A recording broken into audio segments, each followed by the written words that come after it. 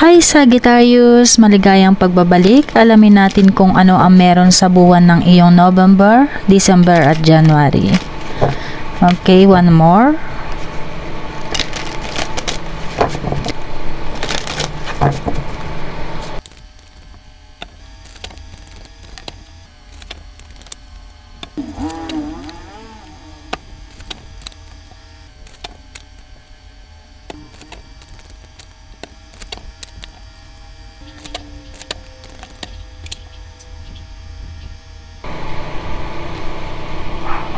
Okay, Sagittarius, ito ang iyong general reading.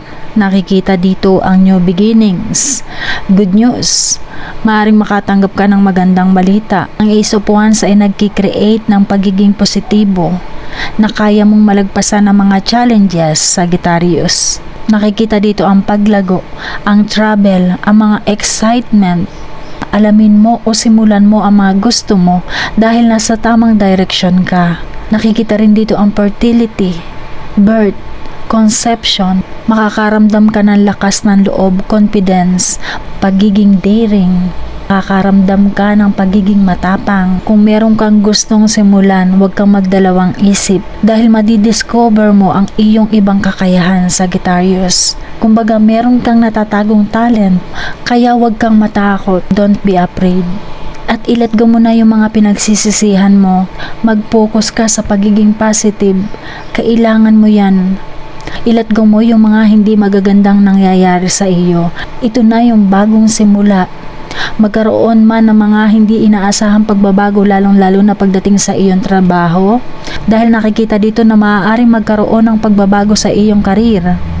Maging aware ka sa mga opportunities o kung ano yung mga nakabukas na opportunities para sa iyo. Huwag kang mawawala ng gana, Sagittarius. Focus lang sa pagiging positive. Dahil nandito ang The Empress, you will be feeling very creative and will inspire the people around you with your passion. You will be full of new ideas. This is a good time for a cash flow. Tandaan mo yan, Sagittarius, magandang balita at magandang timing din ito para sa mga investment. Kaya naman, Sagittarius, huwag mong kalilimutan na ibahagi kung ano man yung matatanggap mong blessings. Dahil dyan nakikita dito ang completeness, understanding, perfection, ang mga achievement, puno ng mga pagmamahalan. Kaya naman nakikita dito ang big changes. Makikita mo yung mga pagbabagong gusto mo mangyari sa iyong relasyon, Sagittarius. Nakikita rin ang mga marriage proposal o mga romantic proposal. Bagamat nandito ang Princess of Swords, maaaring makaranas ng mga pagtatalo, argumento sa relasyon. Maaaring patuloy na makaramdam ng pagod sa inyong relasyon. Dahil dyan, maaaring nakakapag-isip ka na o ang iyong person kung tatapusin na ba ang relasyon o hindi pa. Kaya naman kung makakaranas dito ng kabiguan, hiwalayan sa relasyon, just make sure the next person you allow into your life is worthy of your love until they've earned your trust. Kung ikaw naman ay single, maaaring makilala mo na ang matagal mo nang hinihintay o ang iyong natitipuhan.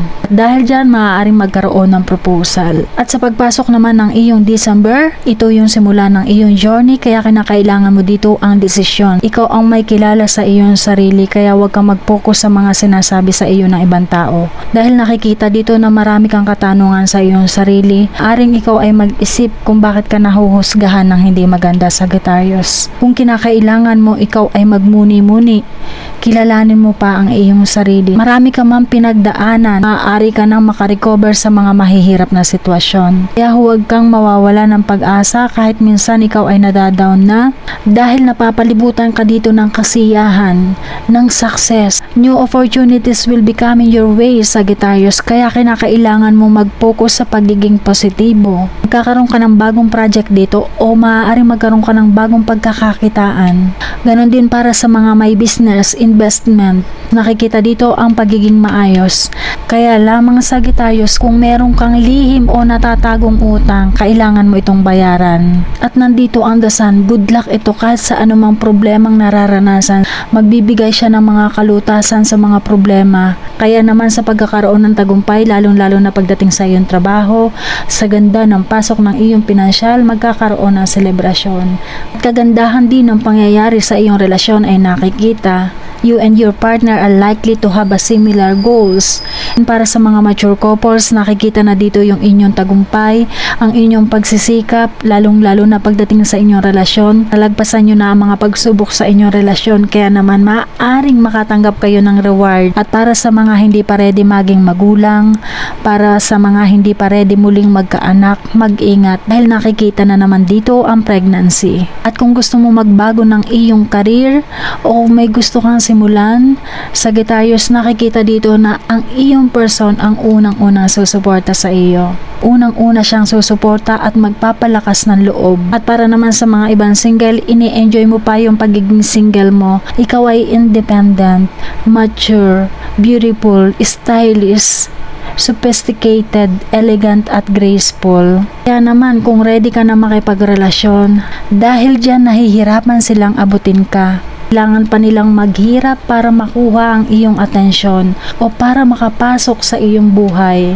Dahil dyan sa pagpasok ng bagong taon, puno ng pagmamahalan, ang new beginning, paglelet go sa mga hindi magagandang nangyari, pagbabagong buhay, pagmamahalan, na halos na hindi mo na makontrol ang sinasabi ng iyong puso.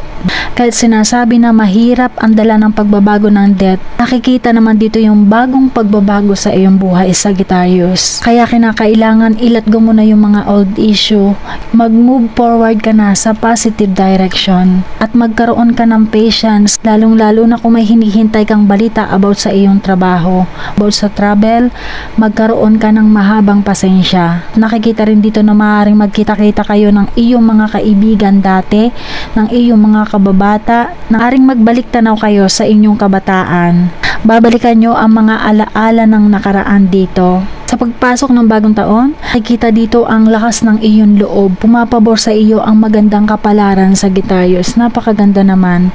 It can also represent holiday, romances, and long-distance relationship. At para sa mga naghihintay ng travel, nakikita dito napakalaki na ng posibilidad sa pagpasok ng bagong taon.